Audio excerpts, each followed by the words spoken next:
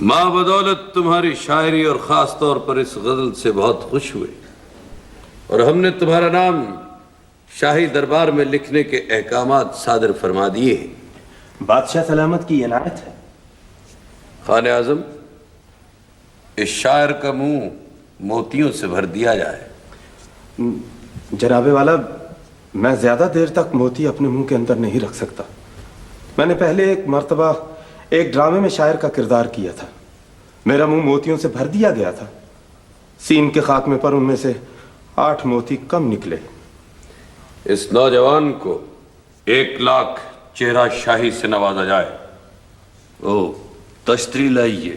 اچھا سر۔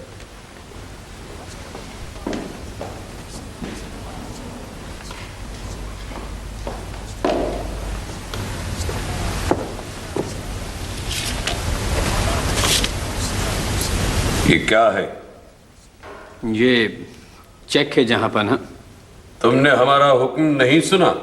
یہ 1 لاکھ روپے کا چیک ہے مہاراج، اس کے بدلے شاعر کو 1 لاکھ روپے کی خطیر رقم ملے گی۔ لیکن ایسا کون احمق ہوگا جو ایک کاغذ کے پرزے کے بدلے اس کو 1 لاکھ روپے ادا کرے گا؟ یہ رقم ہمارا بینک دے گا ذل الہی۔ بینک کیوں دے گا؟ وہ یہی رقم سرکار کو ڈیبٹ کر دے گا شہنشاہ معظم۔ یہ بالکل ٹھیک فرماتے ہیں بادشاہ سلامت۔ آپ یہ چیک مجھے عطا فرما دیجئے، آپ کے کاروبار سلطنت میں اضافہ ہو اور ہر ترقی یافتہ ملک آپ کے لیے ایٹ کے خزانے کھول دے۔ لیکن تم اسے لے کر کیا کرو گے بھولے نوجوان؟ میں اسے لے کر کچھ بھی کروں بادشاہ سلامت، آپ یہ مجھے عنایت فرما دیجئے۔ لیکن میرے پاس اس وقت رسیدی ٹکٹ کے 80 پیسے نہیں ہیں۔ وی آر ویری سوری، ہم یہ چیک آپ کو نہیں دے سکتے۔ کیوں نہیں دے سکتے؟ رسیدی ٹکٹ کے بغیر آڈٹ آبجیکشن ہو جائے گا سر، پی ایس سی میں ریفر ہو جائے گا کیس۔ یہ رقم اسے ہم دے رہے ہیں، تم نہیں۔ یہ درست ہے بندگان عالی، لیکن یہ ایک پروسیجر کی بات ہے، اے جی آفس مانے گا نہیں۔ تو پھر تم اس پر 80 پیسے کی ٹکٹ لگا دو۔ ہمیں کیا ضرورت پڑی ہے سر اپنے پلے سے 80 پیسے لگانے کی؟ ہمارے پاس تو اس وقت پچھلے 18 برس سے سینکڑوں چیک پڑے ہیں جن کی پیمنٹ صرف اس وجہ سے نہیں کی گئی کہ ان کے پاس رسیدی ٹکٹ کی رقم نہیں تھی چیک لینے والوں کے پاس۔ تو پھر ہم حکم دیتے ہیں کہ یہ چیک بغیر رسیدی ٹکٹ کے شاعر کے حوالے کر دیا جائے۔ میں معافی چاہتا ہوں سر، آپ کا حکم اے جی پی آر میں چیلنج ہو جائے گا۔ کیا ہم اکبر اعظم نہیں اتکا؟ بالکل ہیں سرکار۔ کیا ہم بادشاہ نہیں؟ آپ شہنشاہ مہابلی۔ تو پھر ہمارے حکم کی بجاوری میں اتنی لے تو لال کیوں کرتے ہیں؟ اس میں کوئی شک نہیں مہابلی کہ آپ وقت کے بادشاہ ہیں بلکہ شہنشاہ ہیں، لیکن آئینی طور پر آپ کی کوئی طاقت نہیں۔ سارا کنٹرول اور طاقت مملکت کے کارندوں کے ہاتھ میں ہے۔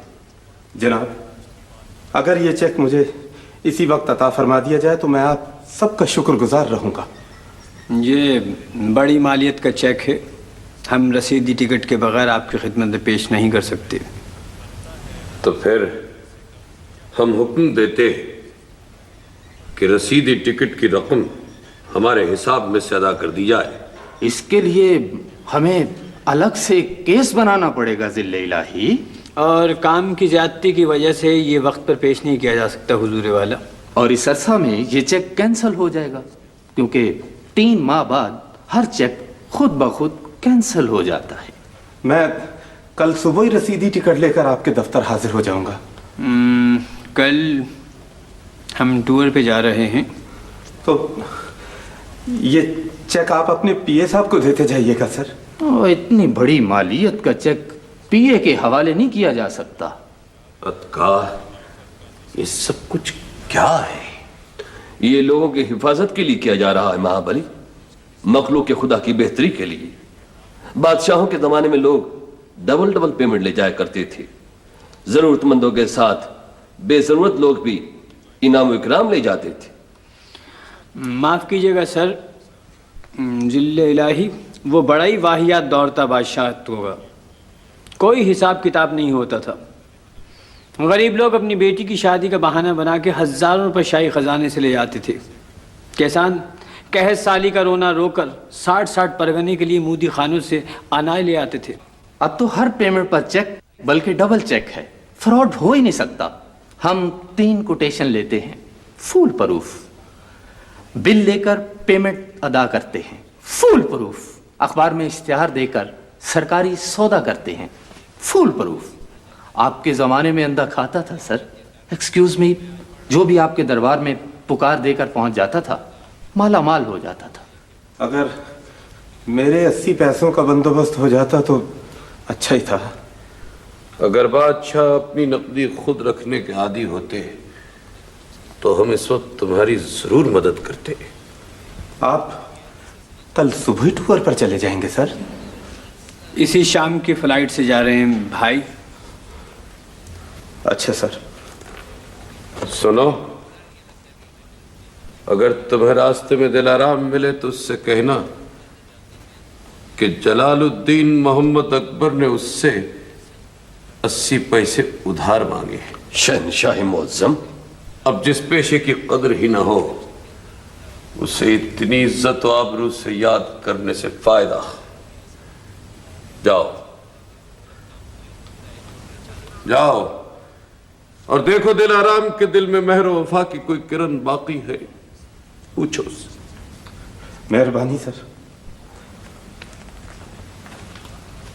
ہمیں اجازت ہے ذل الہی. ابھی ٹھہرو بھائی، ایک شاعر کی زندگی اور موت کا معاملہ ہے. تھوڑا توقف فرما لیجیے. ضرور سر، ضرور. ہم ایسے سنگ دل لوگ بھی نہیں. دلارام نہیں ہیں خسرو کی تھی افروز. کدھر گئی؟ وہ ہڑتالی کنیزوں کو منانے گئی ہیں سر. اس کی جگہ ڈیوٹی پر کون ہے؟ ایک خواجہ سرا ہے عالم پناہ. اس کی گردن موٹی، جلد چمکدار اور ہاتھ میں ننگی تلوار ہے. بھائی میں کس قدر مجبور ہو گیا ہوں، کس قدر محدود ہو گیا ہوں ادکار. میں کسی کی مدد نہیں کر سکتا، کسی کی دستگیری نہیں کر سکتا، کسی کو فائدہ نہیں پہنچا سکتا، کسی کو فائدہ نہیں پہنچا سکتا.